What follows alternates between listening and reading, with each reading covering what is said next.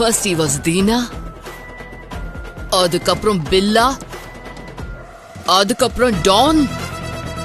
I can't believe this. யாருமே இல்லையா? ஒருத்தன் கூட இல்லையா அவனுக்கு எதிராக விட்ட சொல்ல? மேடம், அவர் கூட இருக்கிறவங்களுக்கு எல்லாம் லாயல்டி அதிகம்.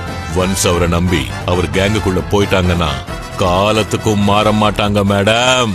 Because they are all hard core fans madam.